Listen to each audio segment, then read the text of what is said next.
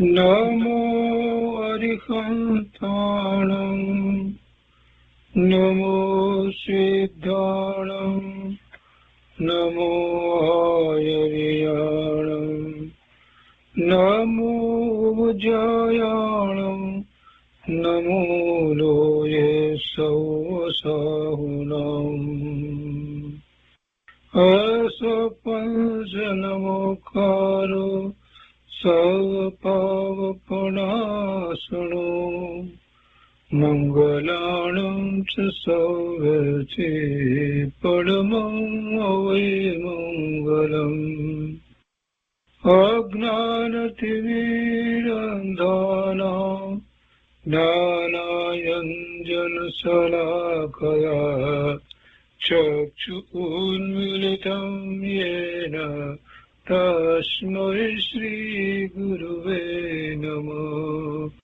मुखादिव्याकुक्षिरत्नं शब्दजितवर्यात्मजम् श्रीराजचन्द्रयहुं वन्दे तत्त्वलोचनदायकम् प्रभुतत्त्वलोचनदायकम्।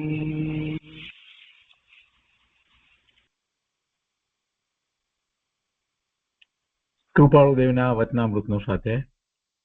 એમાં આપણે 23મા વર્ષના પત્રોનો સ્વાધ્યાય કરી રહ્યા છીએ. પત્રાંક 89 સુધી સ્વાધ્યાય થયો છે. હવે આજે પત્રાંક 90 થી આગળ લઈએ છીએ. આ કોની ઉપર લખાયું છે એ ખ્યાલ નથી આવતો. પોતાને માટે કદાચ લખ્યું એવું પણ લાગે છે.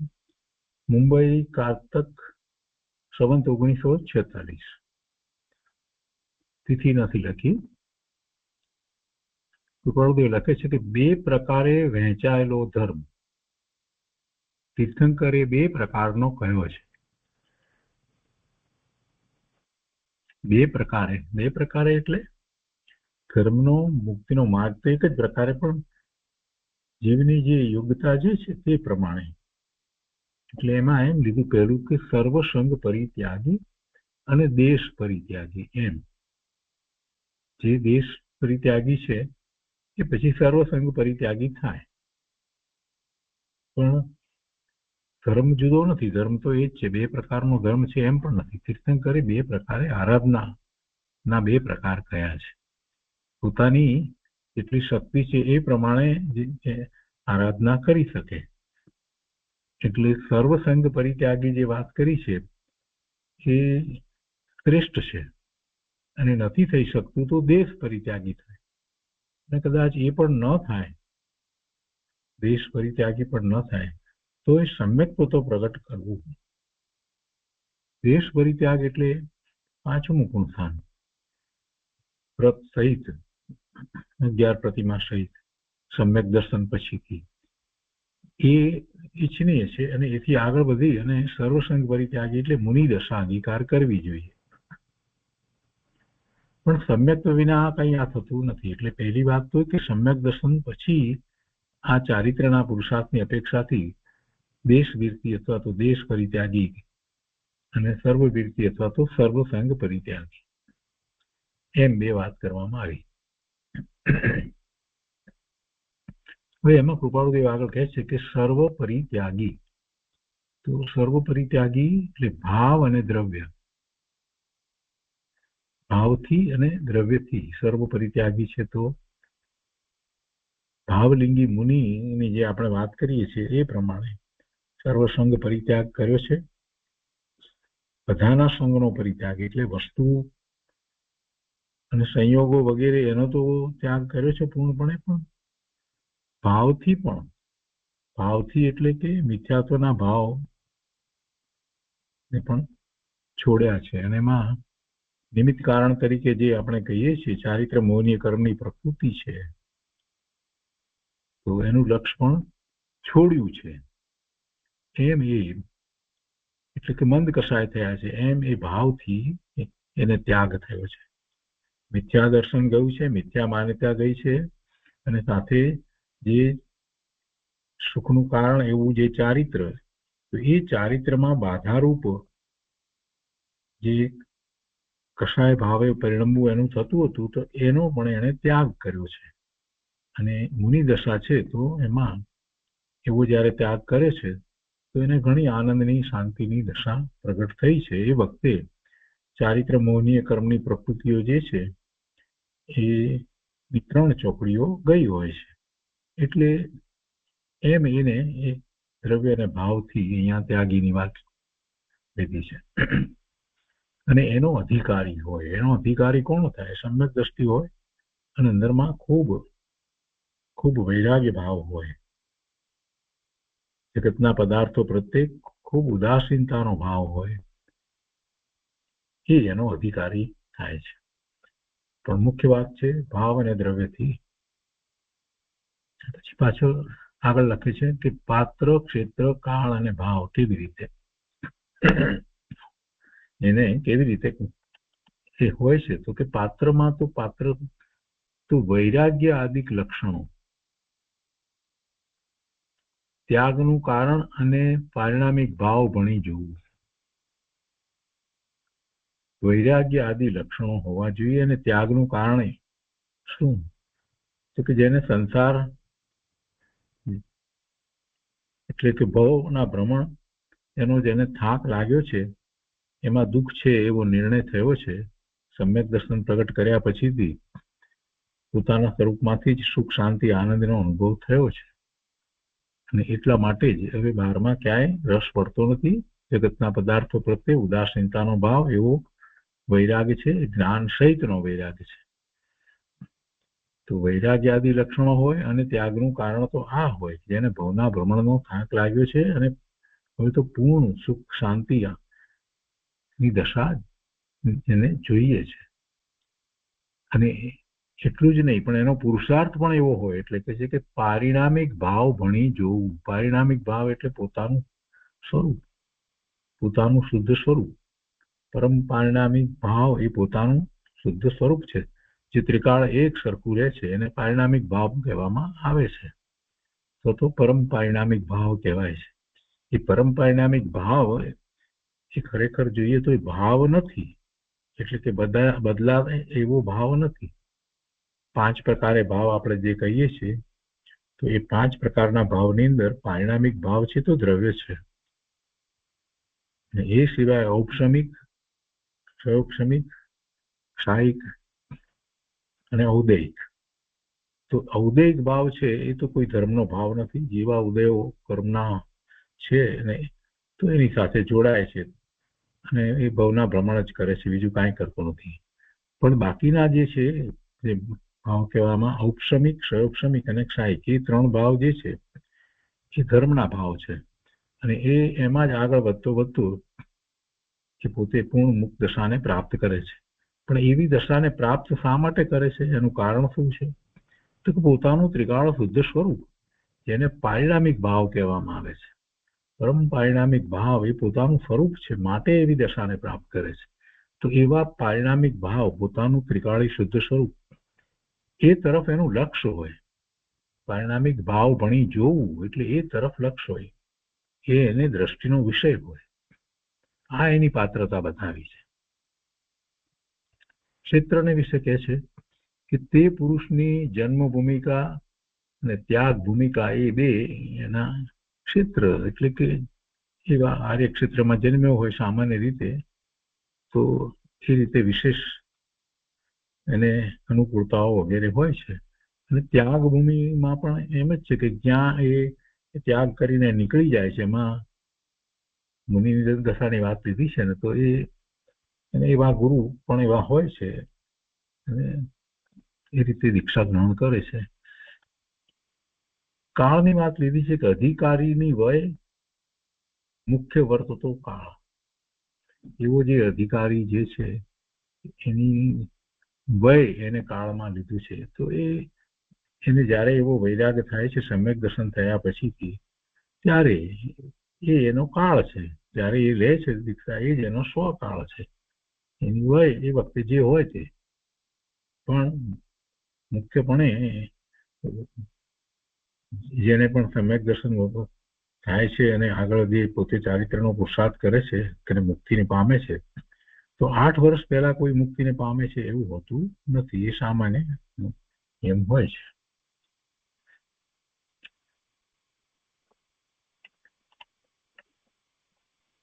ભાવ વિનયાદિક, તેની યોગ્યતા, શક્તિ, તેને ગુરુએ પ્રથમ શું ઉપદેશ કરવો, 10 વૈકાલિક આચારાંગ ઇત્યાદિ સંબંધી વિચાર, તેની નવ દીક્ષિત કારણે તેને સ્વતંત્ર વિહાર કરવા દેવાની આજ્ઞા ઇત્યાદિ. એટલે નવ દીક્ષિતને સ્વતંત્ર વિહાર કરવા દેવાતો નથી હોતો, પછી એની એ યોગ્યતા એ પ્રમાણે એ બધી વાત છે ને. અને એના શાસ્ત્રના અભ્યાસની વાત એવી છે, ગુરુએ શું પહેલા ઉપદેશ કરવો એ વાત પણ એમાં મહત્વની છે. એ પ્રમાણે એના ભાવ હોય. વિનય આદિ તો એની પોતાની યોગ્યતા પહેલેથી જ હોય, અને બીજી પણ એવી શક્તિ હોય કે જેમાં એ શાસ્ત્ર વગેરેનો અભ્યાસ કરી શકે, વસ્તુને સમજી શકે, સ્વીકારી શકે અને એવો પુરુષાર્થ કરી શકે, એવી શક્તિ પણ એનામાં હોવી જોઈએ. તો આ બધું એને હોય છે. બીજી રીતે કહીએ તો એને હોય છે. પછી નિત્યચર્યા, એમાં વર્ષ કલ્પ ને છેલ્લી અવસ્થા એ સંબંધી પરમ આવશ્યકતા છે. એટલે વધારે વિચાર કરવાની જરૂર છે. કલ્પ એટલે જે ચારિત્ર, વર્ષ કલ્પ એટલે આખા વર્ષ દરમિયાન વર્ષો સુધી જે એનો નિત્યક્રમ વગેરે જે રીતે હોય અને જે રીતે ચારિત્ર હોય એની વાત છે. અને છેલ્લી અવસ્થામાં મુનિને સામાન્ય રીતે સલ્લેખના એ અંગીકાર કરે છે. છેલ્લી અવસ્થામાં એ એની ચર્યા છે. નિત્યચર્યાની અંદર એ વાત આવી જાય છે. હવે એ પછી દેશ ત્યાગીની વાત લેવી છે. દેશ ત્યાગી એટલે 5મા ગુણસ્થાનની દશામાં જે છે તે, તો એને અવશ્ય ક્રિયા એટલે આવશ્યક ક્રિયાઓ એને હોય, નિત્યક્રમ હોય, નિત્યકલ્પ કયું છે એટલે એનું પણ એવું બાહ્ય ચારિત્ર નિત્ય એ રીતે હોય. 12 વ્રત અંગીકાર કર્યા હોય, અને ક્યાંક એમાં અતિચાર આવે દોષને માટે એ પાછો પ્રતિક્રમણ પણ કરે. અને 11 પ્રતિમા પ્રમાણે દિગંબર પ્રમાણે લઈએ તો એ રીતે એનું ચારિત્ર હોય. વળી સમ્યક દ્રષ્ટિ છે, પોતે જે એવો પુરુષાર્થ કરી રહ્યો છે, તો સહજ રીતે જ જેમને પોતાના સ્વરૂપમાં સ્થિરતા કરી છે એવા પરમાત્મા પ્રત્યે, અર્યંત પરમાત્મા, સિદ્ધ પરમાત્મા પ્રત્યે એને એવો ભક્તિનો ભાવ પણ હોય. અણુવ્રત, મુનિને મહાવ્રત હોય છે, શ્રાવક છે, દેશવ્રત છે, તો એને અણુવ્રત હોય છે. એટલે વ્રત અતિચાર સહિત હોય છે. મુનિને મહાવ્રત હોય છે, અતિચાર વિનાના વ્રત હોય છે. અને એમાં થોડો ફેર છે. દાન, શીલ, તપ, ભાવનું સ્વરૂપ. દાન, શીલ, તપ, ભાવનું સ્વરૂપ અને જ્ઞાનને માટે તેનો અધિકાર એ સંબંધી પરમ આવશ્યકતા છે. એટલે એ બધા સંબંધીનો વિચાર કરવાની આવશ્યકતા છે. એવો અહીંયાથી કંઈક ભાવ નીકળે છે. દેશ ત્યાગીની વાત તો લીધી, પણ પછી પાછી સાથે આ વાત પણ લે છે. દેશ ત્યાગી થયો હોય, શ્રાવક હોય, તો એને શીલ હોય, દાન હોય, અને મોટે ભાગે જે દાન કરવામાં આવે એ સામાન્ય રીતે મુનિને જે આહાર દાન કે જે શાસ્ત્રનું દાન કે એ દાન જે છે એ મુખ્ય છે. એટલે એવા પાત્ર જીવને દાન, અથવા તો શ્રાવક બીજા હોય એને દાન કરવામાં આવે એ દાન મુખ્ય છે. એ સિવાય અનુકંપા દાન પણ હોય, શીલ હોય, તપ હોય. ભલે સંસારમાં રહેવો હોય છતાં પણ એને તપ હોય. અને ભાવનાનું સ્વરૂપ એટલે પોતાના સ્વરૂપમાં એકાગ્રતા, એવી ભાવના, એનું સ્વરૂપ એને સ્પષ્ટ હોય ને એ પ્રમાણે એનો પુરુષાર્થ હોય. જ્ઞાનને માટે તેનો અધિકાર, એટલે આત્મજ્ઞાન તો એને થયું હોય, પણ ઉપરાંત વધારે એને શાસ્ત્ર વગેરેનો અભ્યાસ હોય, જેથી એને એટલો જ્ઞાનનો ઉઘાડ વધારે થાય. એ સંબંધી પરમ આવશ્યકતા છે એમ લખ્યું છે પછી. અને એના પછી આગળ લખે છે કે જ્ઞાનનો ઉદ્ધાર. કેવી રીતે જ્ઞાનનો ઉદ્ધાર? એટલે પોતાને જ્ઞાન કેવી રીતે વધારે થાય, જ્ઞાનની ઉત્પત્તિ થાય, સાચું જ્ઞાન જે માત્ર શાસ્ત્ર જ્ઞાન છે એ નહીં, પણ પોતાને આત્મજ્ઞાનમાં વધારે ને વધારે ઉઘાડ કેવી રીતે થાય એ અપેક્ષાથી વાત લેવાની. જ્ઞાનનો ઉદ્ધાર. બીજી રીતે એના પ્રચારની પણ એમાં વાત સાથે સમાયેલી છે કે આવું જ્ઞાન છે જગતમાં, એ જીનવાણી દ્વારા જીવોને પ્રાપ્ત થાય છે, તો એનો વાસ્તવિક વિચાર થવો જોઈએ. એટલે કે માત્ર માહિતી રૂપ ન રહેતા એને પ્રયોગમાં મૂકી અને એવી અનુભૂતિ વગેરે કરવામાં આવે ત્યારે એ ખરેખર જ્ઞાન પામ્યા એમ કહેવાય. એ જ જ્ઞાનનો ઉદ્ધાર છે. તો કહે છે કે શ્રુત જ્ઞાનનો ઉદય કરવો જોઈએ. એટલે ભગવાનની વાણી, શ્રુત જ્ઞાન એટલે ભગવાનની વાણી, જીનવાણી, એનો ઉદય કરવો જોઈએ. એટલે જે છે તેને પોતાને વિશે ઉદય. એમ વાણી તો વાણી રૂપે છે જ, જગતમાં પ્રાપ્ત જ છે એ બધું, પણ એનો ઉદય પોતાને વિશે કરવો જોઈએ. એમ શ્રુત જ્ઞાનનો ઉદય કરવો જોઈએ. શ્રુત જ્ઞાનની વાત કરીએ તો એમાં પછી અનેક પ્રકાર આવે છે. મુખ્ય પ્રકાર આપણે જોઈએ તો 4 થાય છે. મુખ્ય પ્રકાર 4 થાય છે. દ્રવ્યાનુયોગ છે, કર્ણાનુયોગ છે, ચરણાનુયોગ છે અને પ્રથમાનુયોગ છે. તો એ સંબંધીના જે ગ્રંથો હોય અહીંયા એમણે એ રીતે વાત લીધી છે કે યોગ સંબંધી ગ્રંથો, ત્યાગ સંબંધી ગ્રંથો, ત્યાગ એટલે ચારિત્ર, ચરણાનુયોગના ગ્રંથો એમાં આવી જાય. યોગ સંબંધી ગ્રંથો, આત્માનો યોગ સાધવા માટે પુરુષાર્થ વગેરેની વાત જે આવતી હોય આત્માની, તો એ દ્રવ્યાનુયોગની અંદર એ આવી જાય. પ્રક્રિયા સંબંધી ગ્રંથો એ પણ ચરણાનુયોગની અંદર વાત આવે, અને આત્માને લક્ષ્ય હોય તો એ દ્રવ્યાનુયોગમાં વાત આવે. અધ્યાત્મ સંબંધી ગ્રંથો જેવા એ પણ દ્રવ્યાનુયોગની અંદર આવી જાય. ધર્મ સંબંધી ગ્રંથો, સમગ્રપણે ધર્મની વાત જે કરવામાં આવતી હોય તો એ ઉપદેશાત્મક કથનો બધા હોય, એ ચરણાનુયોગની અંદર પણ હોય. અને બીજા પ્રથમાનુયોગની અંદર પણ હોય. પછી ઉપદેશ ગ્રંથો, તો ઉપદેશ તો મહાપુરુષોની વાણી છે ને, એ ઉપદેશ છે, ને ઉપદેશની અંદર તો બધા અનુયોગની વાત આવી જાય. 4 અનુયોગની વાત પણ આવી જાય, અથવા તો કોઈ 2 અનુયોગની વાત પણ એમાં આવે ઉપદેશ ગ્રંથોમાં. આખ્યાન ગ્રંથો અને દ્રવ્યાનુયોગી ગ્રંથો. એટલે અહીંયા આપણે પાછું દ્રવ્યાનુયોગ જુદું પાડે છે. એટલે મૂળ તો 4 પ્રકાર કહેવામાં આવે છે, પણ એના ગ્રંથની અપેક્ષાથી એમણે જુદા જુદા પ્રકાર થયા છે. ઇત્યાદિ વહેંચવા જોઈએ. વહેંચવા જોઈએ એટલે એ જાતના જે ગ્રંથ હોય એ પ્રભાવના તરીકે વહેંચવા જોઈએ. પાત્ર જીવોને એની પ્રભાવના કરવી જોઈએ, ધર્મ પ્રભાવના તરીકે. પછી કહે છે તેનો ક્રમ અને ઉદય કરવો જોઈએ. પછી પાછું લખ્યું છે એમાં નિર્ગ્રંથ ધર્મ. નિર્ગ્રંથ ધર્મ તો એમાં આચાર્ય, ઉપાધ્યાય, મુનિ, ગ્રહસ્થ એ એનો નિર્ગ્રંથ ધર્મની અંદર લેવામાં આવ્યા. અને આચાર્ય કહ્યું તો ત્યાં ગણધર પણ સમજી લેવાય.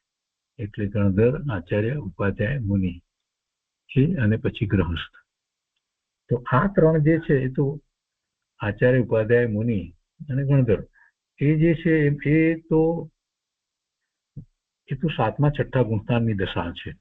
ત્યારે ગ્રહસ્થ જે છે એ 5મું ગુણસ્થાન છે. આ જે 3 છે આચાર્ય, ઉપાધ્યાય, મુનિ જે છે એને તો પંચ પરમેષ્ટિમાં સ્થાન આપવામાં આવ્યું છે. એટલે બાહ્યમાં આપણે જે માનીએ તે વધારે શિષ્યો થયા અને આચાર્ય થયા, એ આચાર્ય પણ સાચું આચાર્ય પણ નથી. સમ્યક દર્શન છે ને ગુણસ્થાન 7મું છે, અને પછી એવા 7મા 6ઠા ગુણસ્થાને રહેલા એવા મહાન આચાર્યો, અને એને અંદર બાહ્યમાં પણ એટલો જ બધો શ્રુતનો પણ એટલો બધો ઉઘાડ હોય કે જે શિષ્યો વગેરેને જ્ઞાન આપી શકતા હોય. એ રીતે ઉપાધ્યાય પણ હોય. ઉપાધ્યાયનું ગુણસ્થાન ઉપાધ્યાય તરીકે જયારે લઈએ ત્યારે એ 6ઠા ગુણસ્થાનની દશામાં ઉપાધ્યાય હોય. કેમ કે ત્યારે જે પોતે ઉપદેશ આપે, ઉપાધ્યાય પણ કરે છે, ઉપાધ્યાય કહો કે શિક્ષક કહો, તો એ ક્યારે શિક્ષણ આપી શકે, ધર્મનું શિક્ષણ આપી શકે, તો છઠ્ઠા ગુણ સ્થાને. જ્યારે સાતમે છે ત્યારે તો નિર્વિકલ્પ ધ્યાનમાં છે, એટલે સામાન્ય રીતે શાસ્ત્રમાં એમ લખવામાં આવે ઉપાધ્યાયનું ગુણસ્થાન છઠ્ઠું. એટલે જે સાચા મહાપુરુષો છે, જે ઉપદેશકો જે છે, એ ઉપદેશ આપવા માટે છઠ્ઠા ગુણસ્થાનની દશામાં હોય તો જ યોગ્ય કહેવાય. પણ તે છતાંય અત્યારે પંચમ કાળને વિશે એવા મુનિ ન હોય, પણ પાંચમા ગુણસ્થાનની દશામાં હોય અને જ્ઞાની હોય અને વારંવાર પોતાના સ્વરૂપને સ્પર્શતા હોય, તો એ પણ એ ઉપદેશ આપવા માટે, એટલે કે ગુરુ તરીકે એ પણ યોગ્ય ગણાય. તો અહીંયા એની સાથે બીજી વાત લીધી છે કે એ સિવાય આ તો વાત લીધી, પણ સંપ્રદાય વગેરેની વાત આવે છે, એટલે ગચ્છ, હા કેટલા પ્રકારે ગચ્છ છે ને, દિગંબર અને શ્વેતાંબર, ને શ્વેતાંબરની અંદર પણ પીછીમાં તપ ગચ્છ અને બીજા ગચ્છ ને એ બધા ગચ્છ છે.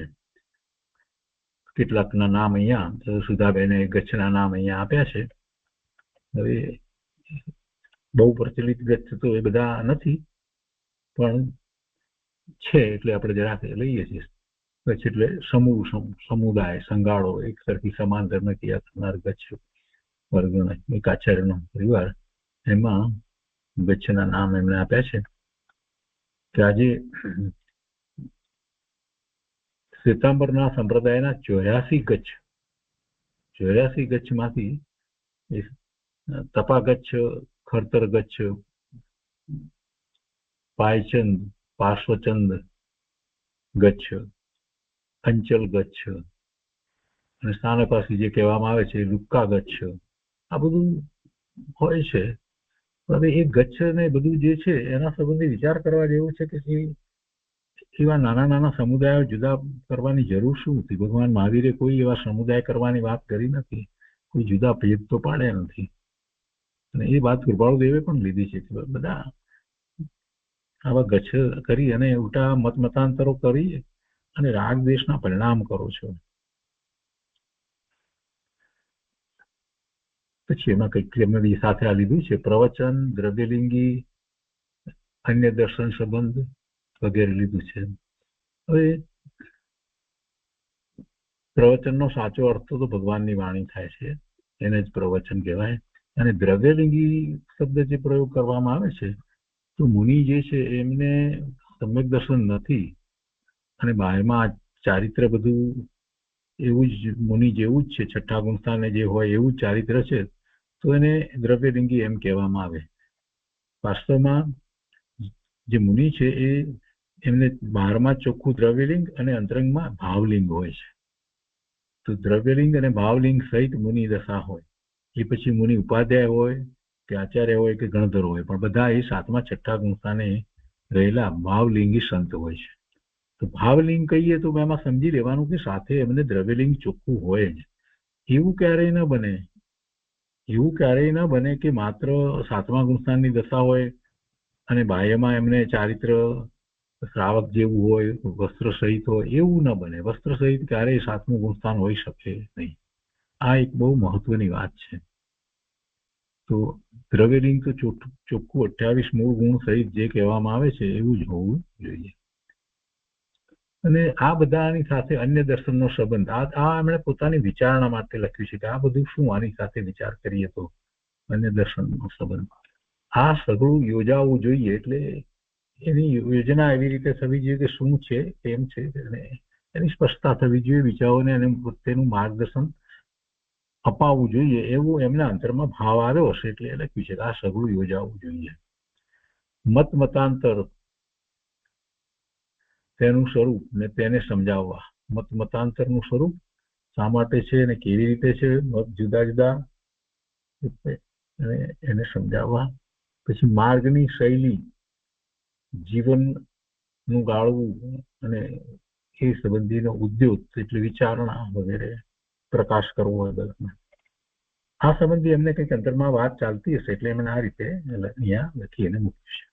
તો એ રીતે આપણે આ 90મો વતરાંક પૂરો કરીએ છીએ. એ પછી 91 છે. હવે 91 ની અંદર પણ એ રીતે વાત આખી લખી છે, એના અનુસંધાનમાં જ આખી વાત છે, એમાં પણ તિથિ નથી. મુંબઈ કારતક સંવત 1946 કોની ઉપર લખાયું છે એ તો છે નહીં આમાં. કૃપાળુદેવ લખે છે કે તે પવિત્ર દર્શન થયા પછી ગમે તે વર્તન હો, પરંતુ તેને તીવ્ર બંધન નથી. તે પવિત્ર દર્શન થયા પછી, કયું પવિત્ર દર્શન? આત્માનું દર્શન. આત્મદર્શન તે જ પવિત્ર દર્શન છે, એ સિવાય બીજું કોઈ પવિત્ર દર્શન છે જ નહીં.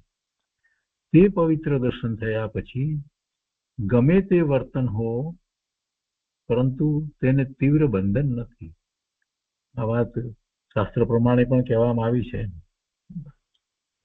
પછી એને બંધ પડતો નથી, સમ્યક દ્રષ્ટિને બંધ પડતો નથી એમ જે કહેવામાં આવે છે ને, તો એ જ વાત કૃપાળુદેવે કહી છે. એટલે બંધ તો પડે છે, પણ હવે એ બંધનો કોઈ અર્થ નથી, કે તે બહુ લાંબુ ચાલવાનું નથી. અનંતાનુબંધીના બંધ ન પડે એટલે પછી બંધ કહેવા માત્ર છે. એટલે એ અપેક્ષાથી એમ કહેવાય કે સમ્યક દ્રષ્ટિને બંધ નથી. સમ્યક્તોનું મહાત્મ્ય બતાવવામાં આવે ત્યારે એ રીતે કહેવાય, એને બંધ નથી જ પડતા બિલકુલ એવી કોઈ વાત નથી હોતી, પણ એ બંધનું કંઈ મહત્વ રહેતું નથી. એને હવે એવા બંધ નથી પડતા જેથી ભવના ભ્રમણો ખૂબ થાય. વધુમાં વધુ 15 ભવ તો કયા છે, પણ 2, 4, 5 ભવમાં, 7 ભવમાં એ જીવ મુક્તિ પામે જ છે.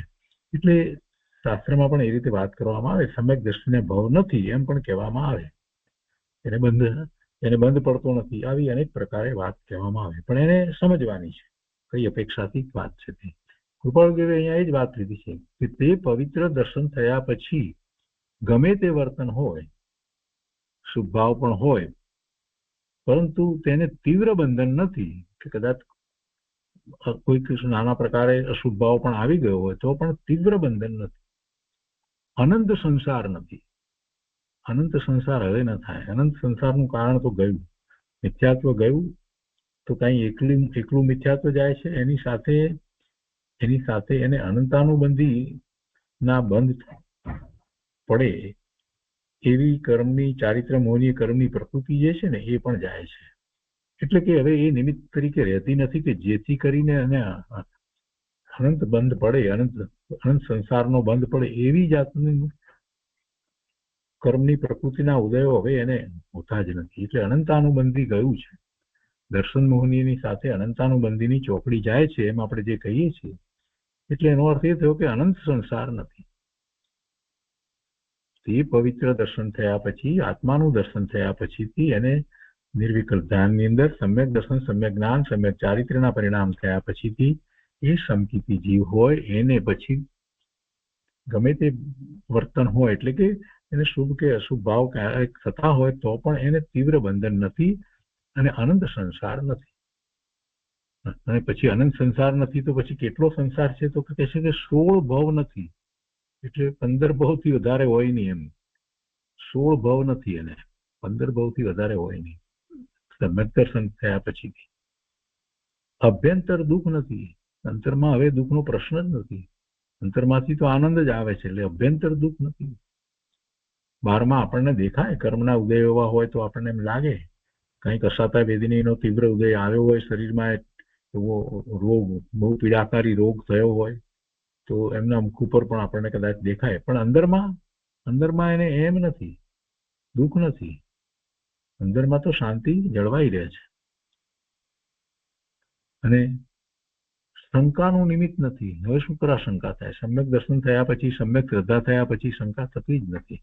આપણે કહીએ છીએ ને નિકાંક્ષિત અંગ પ્રગટ થાય છે. 8 અંગ પ્રગટ થાય છે ને, તેમાં નિકાંક્ષિત અંગ પ્રગટ થાય છે, નિશંકતિ અંગ પ્રગટ થાય છે, નિર્વિચિકિત્સા અંગ પ્રગટ થાય છે.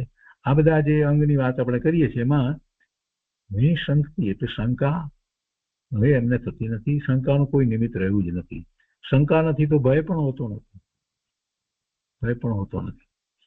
અને અંતરંગ મોહિની નથી. મિથ્યાત્વ તો ગયું છે, એટલે મોહ ક્યાં રહ્યો? હવે કોઈ મોહ નથી. વસ્તુને, પદાર્થને, જગતને જીનેશ્વર ભગવાને જેમ જાણ્યું છે અને જેમ પ્રકાશ્યું છે એ જ રીતે હવે આ સમ્યક દ્રષ્ટિ જીવ, સમકીર્તિ જીવ એ જ રીતે શ્રદ્ધે છે. એવી જ એની શ્રદ્ધા છે. અને એવી શ્રદ્ધા હોય તો એમાં મોહનું કોઈ કારણ રહેતું જ નથી. જગતને જગત તરીકે જોવામાં આવે, છ દ્રવ્યને છ એ છ દ્રવ્ય તરીકે જ જોવામાં આવે તો એમાં કોઈ રાગ થવાનું કારણ નથી કે દ્વેષ થવાનું કારણ નથી. એમાં મોહ પામવા જેવું શું છે? નવું કમ્પ્યુટર આવે એટલે બહુ ઉછળે છે, પણ એમાં મોહ પામવા જેવું શું છે? છેવટે છે તો પૂતગળ પરમાણુનો સ્કંદ કે બીજું કંઈ, અને એના પરમાણુ પણ એના કાળે છૂટા પડવાના છે ત્યારે છૂટા પડી જવાના છે. એટલે જેને એવી દ્રષ્ટિ થઈ છે જગત પ્રત્યે, છ દ્રવ્યોના પરિણામોનો સ્વતંત્ર થાય છે અને છ દ્રવ્યનું અસ્તિત્વ સ્વતંત્ર છે. એ બે વાત જેને બરાબર સારી રીતે પકડાઈ ગઈ છે એને પછી આ ઇન્દ્રિયોના વિષયોને બહારમાં જે કંઈ સંયોગે કરીને પ્રાપ્ત થયેલા પદાર્થોને એ બધાની અંદર કોઈ સુખની બુદ્ધિ હોતી નથી. એટલે એ બધો મોહ છૂટી ગયો છે. અંતરંગ મોહની નથી. વસ્તુ સ્વરૂપ સ્પષ્ટ સમજાય છે એટલાથી કામ નહીં થાય. સમજાવવું અને સ્વીકાર થવો એમાં ઘણો મોટો ફેર છે. શાસ્ત્ર અભ્યાસ દ્વારા એ વાત આપણને સમજાય છે કે જગતના પદાર્થો તો પદાર્થ છે, એ ખરેખર સુખ આપતા નથી. આપણે એમાં સુખની બુદ્ધિ કરીએ છીએ એવી રીતે વાત તો સમજાય છે, પણ એવો જ સ્વીકાર થવો એ પુરુષાર્થ છે. એમ જ સ્વીકાર થઈ જાય તો પછી જગત પ્રત્યે ઉદાસીનતા આવી જાય છે. અંતરંગ મોહિની નથી. સત સત નિરૂપમ, કોઈ ઉપમા ના આપી શકાય એવું સત સત એવું એનું હોવાપણું, એનું અસ્તિત્વ છે. નિરૂપમ, પોતે જે અનુભવ કર્યો છે તો જેનો જે અનુભવ કર્યો ત્યારે જે તરફ દ્રષ્ટિ થઈ એ વસ્તુ પોતાની છે, પોતે છે, એ સત છે, હોવાપણે છે. એની કોઈની ઉપમા આપી શકાય એમ નથી. એ ત્રિકાળી વસ્તુ છે. એને પરમ પારિણામિક ભાવ પણ કહેવાય, એને ધ્રુવ પણ કહેવાય, એને જ્ઞાયક પણ કહેવાય, એને શુદ્ધ આત્મા પણ કહેવાય, જે અનુભૂતિનો વિષય છે. તો એ છે, એવો આત્મા છે, સત છે, હોવાપણે છે, જેને કોઈ ઉપમા આપી શકાતી નથી એવું વસ્તુ છે. સર્વોત્તમ શુક્લ, સૌથી ઉત્તમ શુક્લ. શુક્લ એટલે સફેદ આપણે સામાન્ય અર્થ કરીએ છીએ એવો સફેદ અર્થ કહેવાનો નથી. શુક્લ સામાન્ય રીતે ધર્મની અંદર જ્યારે શુક્લ શબ્દનો પ્રયોગ કરવામાં આવ્યો હોય તો એમાં કોઈ પણ પ્રકારે સહેજ પણ અશુદ્ધિ કે મલિનતાનો અંશ પણ નથી. એવી જ્યારે વાત કરવી હોય ત્યારે શુક્લ એમ કહેવામાં આવે. શીતળ, શીતળ પણ એ જ રીતે દર્શાવવામાં આવે છે. શીતળતા શબ્દનો પ્રયોગ પણ એ રીતે જ કરવામાં આવે છે. અહીંયા શીતળ એટલે ઠંડુ એ વાત નથી. કે એ તો શીતળ ને ઉષ્ણ ને એ બધી વાત અહીંયા એ રીતે શીતળતા નથી. શીતળતાનો અર્થ પણ એ રીતે જ કરવામાં આવે છે કે અંતરમાં એક પ્રકારે શાંતિનો અનુભવ થાય. એ શીતળ, એને માટે પણ શીતળ શબ્દ પ્રયોગ થાય છે. અમૃતમય તો કઈ ખરેખર એ અમૃત છે એવું નથી, પણ અમૃતમય એટલે કે જેમાંથી ખૂબ આહલાદ આવે, આનંદ આવે, એવું અમૃતમય દર્શન જ્ઞાન. સત સત નિરૂપમ, સર્વોત્તમ શુક્લ, સર્વોત્તમ શુક્લ, શીતળ, અમૃતમય દર્શન જ્ઞાન. દર્શન જ્ઞાન, આત્માનું એવું દર્શન, આત્માની એવી અનુભૂતિ, પ્રતિભાસ અને એનું જ જ્ઞાન. અને સમ્યક જ્યોતિર્મય. સમ્યક જ્યોતિર્મય એટલે જ્યોતિ. જ્ઞાનને હંમેશા પ્રકાશ તરીકે લેવામાં આવે એટલે જ્ઞાન જ્યોતિ કહેવાય અથવા તો જ્ઞાન પ્રકાશ કહેવાય, એવી રીતે કહેવાય. એટલે એને જ્યોતિર્મય કહેવાય કે જે એમાંથી એવી જ્યોતિ પ્રગટ છે.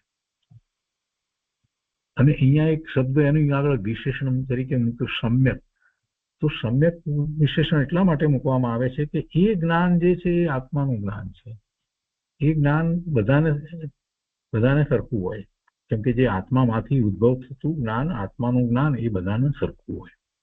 એ કોઈ માહિતીરૂપ જ્ઞાન નથી. એટલે એ સમ્યક જ્ઞાનને કહેવામાં આવ્યું છે સમ્યક જ્યોતિર્મય. અને ચિરકાળ આનંદની પ્રાપ્તિ.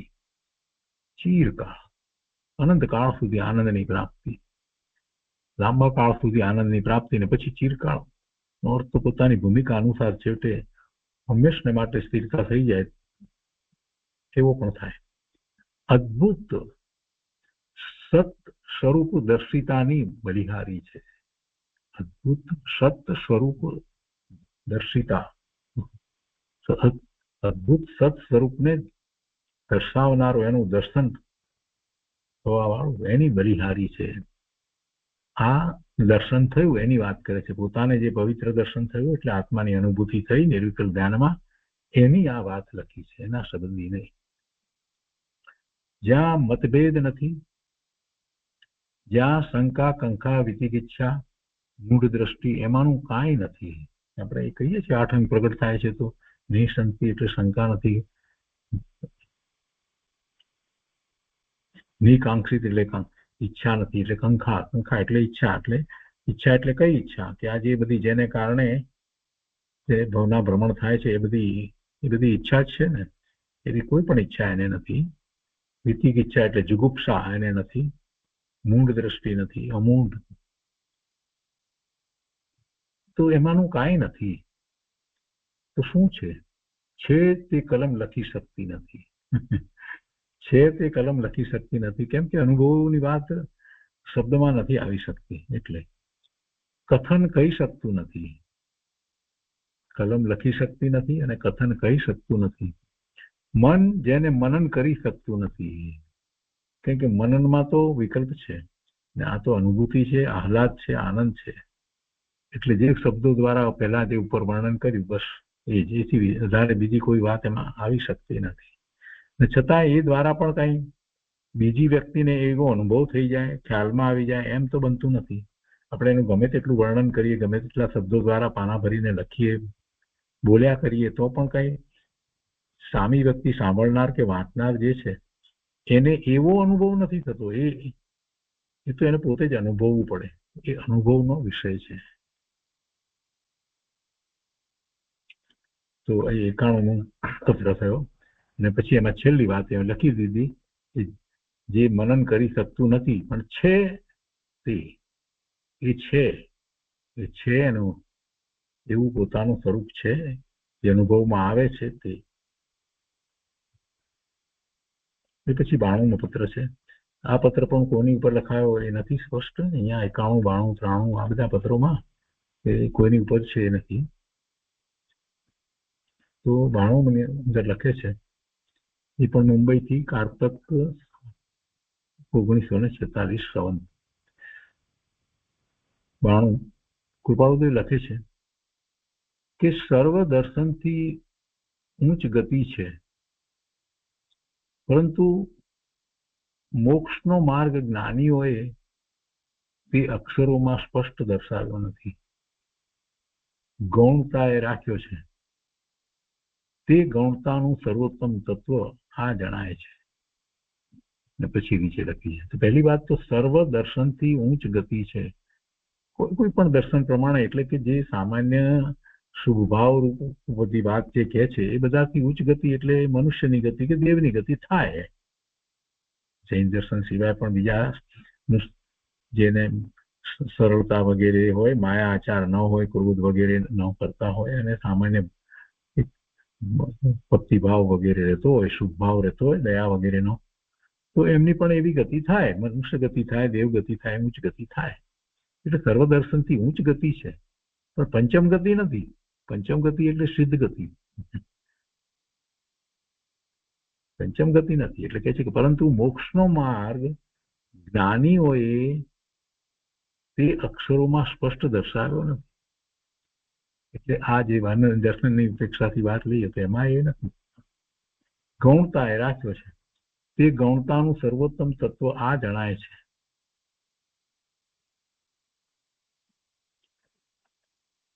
લખે છે કે નિશ્ચય નિર્ગ્રંથ જ્ઞાની ગુરુની પ્રાપ્તિ, તેની આજ્ઞાનું આરાધવું, સમીપમાં સદૈવ કાળ રહેવું, કા સત્સંગની પ્રાપ્તિમાં રહેવું, આત્મદર્શિતા ત્યારે પ્રાપ્ત થશે. જ્ઞાનીએ મોક્ષનો માર્ગ તો સ્પષ્ટ બતાવ્યો છે, પણ છતાંય એ માર્ગ જે છે એ માર્ગે ચાલવા માટે, એનો સ્વીકાર કરીને આરાધના કરવા માટે જેમણે એ માર્ગે ચાલી અને પોતાના સ્વરૂપની પ્રાપ્તિ અને વિશેષપણે પ્રાપ્તિ કરી છે, સ્વરૂપમાં વિશેષ રમણતા કરે છે, એ જ એ વાતને વિશેષ સમજાવી શકે, પુરુષાર્થને વધારે સારી રીતે એ જ સમજાવી શકે. એટલે એવા જ્ઞાનીની નિશ્રાની વાત ઠેર ઠેર કૃપાળુ દેવે કરી છે. સત્સંગની વાત એ કરી છે, અને સત્સંગનો અર્થ જ થાય છે કે સૌથી પહેલો સત્સંગ તો સત તો પોતાનું સ્વરૂપ છે, એનો સંગ એટલે સ્વરૂપના સંગે જ રહે છે, એને તો સત્સંગ છે. એને માટે એને ક્યાંય કોઈ પાસે જવાની જરૂર નથી. એ નથી તો જેવા સત્પુરુષ જે છે, જે વારે વારે પોતાના સ્વરૂપમાં એકાગ્રતા કરે છે, તો એનો સંગ. એ પણ નથી તો પોતાના જેવા બીજા જે સાધક મુમુક્ષુ જે છે, જેને એવો સાચો પુરુષાર્થ ઉપાડવો છે, સાચો પુરુષાર્થ જેમણે કંઈક અંશે ઉપાડ્યો છે અને એવી સાધના કરી રહ્યા છે, એનો સંગ. તો એ બધાને સત્સંગ કહેવામાં આવ્યો છે. તો એની મુખ્યતા વારંવાર કૃપાળુદેવે કરી છે. અને પછી જ્યારે માર્ગમાં પામવાની વાત આવે ત્યારે એમણે એ વાત કરી છે કે એવા ગુરુ, નિર્ગ્રંથ ગુરુ છે, એની નિશ્રામાં, એની આજ્ઞામાં રહી, એને સમર્પિત થઈ અને એ આરાધના કરી શકાય છે. એટલી વાત પણ બધી જગ્યાએ આપણને મળે છે. તો અહીંયા પણ એ કહે છે કે માત્ર જ્ઞાનીઓના શબ્દો જે છે એ દ્વારા આપણને માર્ગની પ્રાપ્તિ થતી નથી, એમ કહેવાનો આશય છે. અને બીજા જે અન્ય મતમાં જે છે એ તો ખરેખર જ્ઞાની પણ નથી. એ ઉપદેશકો વગેરે જે વાત કરી છે એમાં તો વસ્તુ સ્વરૂપે પૂરેપૂરું બતાવ્યું નથી. કે છે કે મોક્ષનો માર્ગ જ્ઞાનીઓએ તે અક્ષરોમાં સ્પષ્ટ દર્શાવ્યો નથી. હવે એમાં અહીંયા સાચા જ્ઞાનીની વાત લેવાની છે, પણ એમને સ્પષ્ટ દર્શાવ્યો નથી એટલે શું? કે જે માર્ગ અનુભવનો છે તે અનુભવની વાત એ એમણે કઈ અક્ષરોમાં દર્શાવી નથી. અનુભૂતિની વાત તો શબ્દમાં આવી શકતી નથી, એટલે એમ દર્શાવ્યું નથી. એટલે ગૌણતા એ રાખ્યો છે, અને તે ગૌણતાનું સર્વોત્તમ તત્વ આ જણાય છે. ગૌણતા એ રહ્યો છે એટલે કે જે મૂળ વાત જે છે, કેટલીક વાત જે છે એ એમની નિશ્રામાં રહેવાથી, એમની આજ્ઞામાં રહેવાથી એમને જે પ્રગટ કર્યું છે એને આપણે જોઈએ છીએ સમીપ રહીને, એટલે કેટલીક વાત સમજાઈ જાય છે. એટલે એને માટે લખે છે કે નિશ્ચય નિર્ગ્રંથ જ્ઞાની ગુરુની પ્રાપ્તિ એક વાત. નિશ્ચય જોઈએ, પહેલો તો પોતાને આત્માનો નિશ્ચય થવો જોઈએ, વસ્તુ સ્વરૂપને જેમ છે તેને સ્વીકારેલું હોય. પછી નિર્ગ્રંથ જ્ઞાની ગુરુની પ્રાપ્તિ એ બીજી વાત છે, અને તેની આજ્ઞાનું આરાધવું, એમની આજ્ઞાનું આરાધવું, અને સમીપમાં સદૈવ કાળ રહેવું, એમની સમીપમાં રહેવું. સત્સંગની પ્રાપ્તિમાં રહેવું. જો એ ન થાય તો સત્સંગની પ્રાપ્તિમાં રહેવું. આત્મદર્શિતા ત્યારે પ્રાપ્ત થશે, એટલે કે આત્મજ્ઞાન સમ્યક તો ત્યારે પ્રાપ્ત થશે. બહુ ટૂંકાણમાં આ વાત એમણે આપી છે. એટલે સમ્યક્તની પ્રાપ્તિ માટેની વાત લખી છે. એ પછીથી 93માં એક લીટી લખી છે, 93ના પત્રની અંદર, મુંબઈ કારતક 1946માં, કે નવપદ ધ્યાનીની વૃદ્ધિ કરવા અમારી જિજ્ઞાસા છે. અહીંયા નવપદના ધ્યાનની હોવું જોઈએ. નવપદ તો કયા છે? નવપદમાં તો 5 પરમેષ્ઠી છે, અને પછી દર્શન, જ્ઞાન, ચારિત્ર અને તપ, એ 4 એમ કરી અને એમ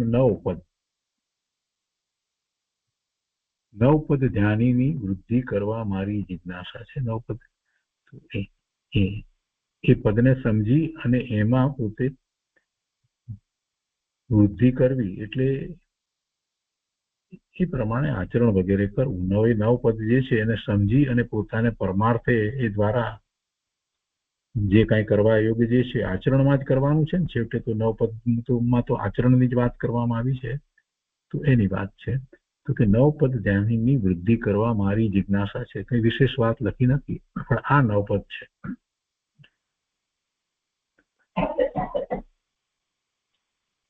તો આજનો સ્વાધ્યાય આપણે અહીંયા સુધી રાખીએ છીએ.